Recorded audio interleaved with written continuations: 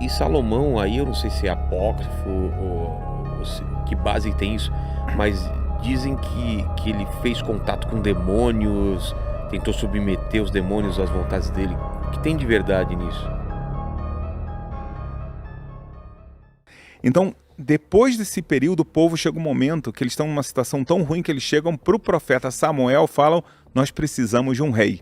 Então, depois de centenas de anos, foi coroado Saul. Ele começou a estabilizar. Faleceu, entrou Davi.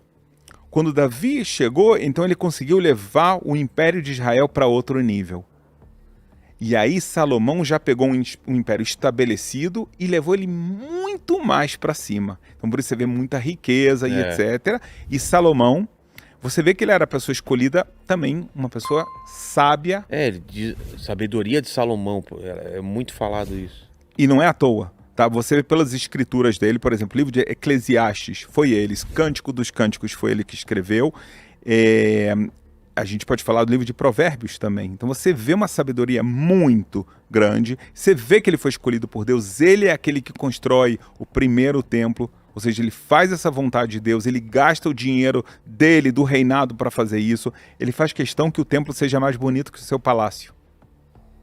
Então é uma pessoa muito, muito, muito especial. E quem que sucede ele? O filho dele, e aí a gente começa uma guerra civil. Tá? O filho dele foi mal aconselhado por conselheiros jovens. Os conselheiros mais antigos eram bons. Sei. Mas ele fala, vamos aumentar os impostos. Parece hoje, não é verdade? Qualquer semelhança né, não é mera coincidência. O povo não curtiu muito. Não curtiu, e aí houve uma dissidência, que veio Jeroboão e falou, olha, não vai ser assim não. E aí foi algo muito triste que o reinado de Israel, um reinado que vinha desde Josué até esse momento, é dividido em dois, guerra civil. Na verdade não foi uma guerra civil, mas foi uma divisão. Então agora eu tenho o reinado de Judá com 3 tribos e o reinado de Israel, muito maior, que era de Jeroboão. Ah, ficou maior o dele? Muito maior, muito maior. O povo se revoltou, é interessante, né? Ou seja, você quer aumentar os impostos, o povo sente que não é justo. Naquela época, não aceitaram. Entendi. E Salomão, aí eu não sei se é apócrifo ou que base tem isso, mas dizem que ele fez contato com demônios, tentou submeter os demônios às vontades dele. O que tem de verdade nisso?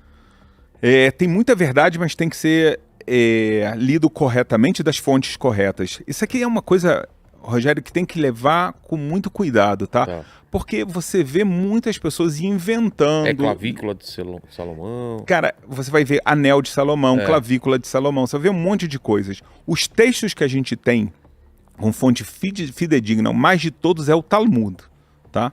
E lá você tem a história. Talmud o que é? O Talmud é algo muito importante de saber. O Talmud ele possui toda a tradição oral que Deus deu para Moisés. Vou te explicar isso melhor para todo mundo aqui, tá? Uma coisa que eu acho que é muito importante, muitas pessoas não entendem isso. Deixa eu te fazer uma pergunta. Aonde está escrito na Bíblia onde se faz a circuncisão? Não tá, né? Você sabe como se chama circuncisão no hebraico bíblico? Não. Brit, pacto, milá, da palavra. Então agora eu te pergunto, se você tem que fazer um pacto de palavra, onde você vai fazer? Na boca, na língua? Putz, pacto de palavra? Esse é o nome. Brit, então... milá. Se você conseguir ver um texto de hebraico, é isso que está escrito. Na boca, não sei, Mas não é. E aí, não é, então? Então como é que você sabe como é que se faz? Entendeu? Ou está escrito na Bíblia... Foi passado de... Eu já vou te explicar. Deixa eu fazer... Permita-me 2 perguntas mais. Você já ouviu falar das franjas que tem que usar? Uma roupa com franjas? Não. Não lembra. Tá no livro de Números. 4º livro do Pentateuco, tá? Tô aqui com as franjas. Tá? Tô usando as franjas, tá? Uma vez uma pessoa me parou na rua no Rio de Janeiro, tá? Eu tava lá, e eu ando com elas para fora mesmo, tá? Porque tá escrito que você tem que olhar. Isso te faz lembrar. E aí ele me tocou e fiquei assustado. O que tá acontecendo aí? Assalto. Era um cara grandão, assim, não sei o quê. Olhei pra trás e ele falou, posso te fazer uma pergunta? Aí depois que o sangue voltou, eu falei, pode? Ele falou, meu senhor, essas são as franjas que estão escritas em números? Nossa. Eu falei, exatamente isso. Ele falou, eu nunca consegui entender esse texto, porque tá escrito franja e eu não sei o que é isso. E ele tem razão. Franja, então, era isso, não é um penteado. Muito bem. Então você pode falar que é a tradução, que muitas vezes é errada, mas como é que você vai saber? É.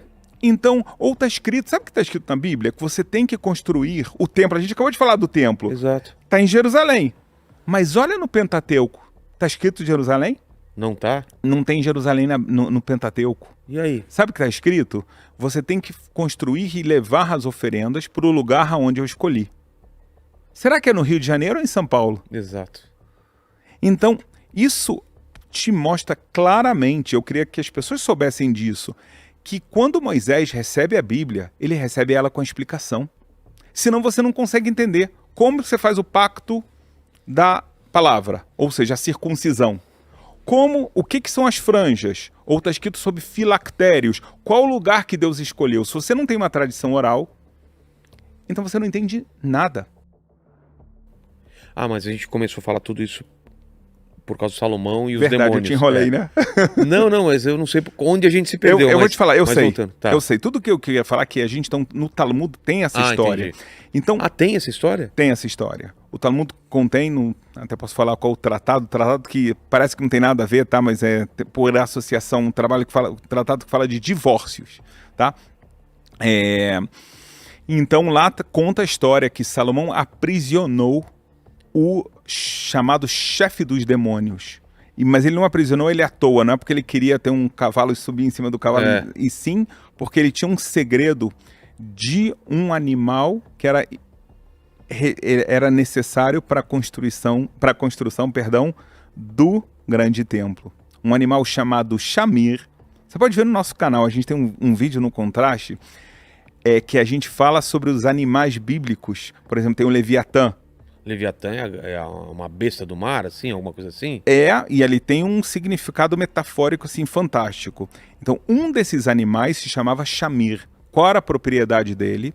Ele era capaz de esculpir uma pedra muito melhor do que qualquer instrumento, né? Seria como uma coisa de diamante hoje em dia, que você corta qualquer... Um demônio que faria? Não, então ele sabia onde tinha. Ah, tá. Isso, então Salomão foi e falou, olha, chegou a hora de você me revelar, porque ele não queria revelar, então ele aprisionou ele. E aí vem toda a história de Salomão aprisionando esse demônio chamado Ashmadai e toda a história que se conta sobre isso. Então, mas não foi, ou seja, foi com um objetivo sagrado. Entendi. Que ele fez isso. Não foram 72 demônios, então? Então existe também a história principal é Ashmadai. Esse é o principal. Só que ele não é o único demônio.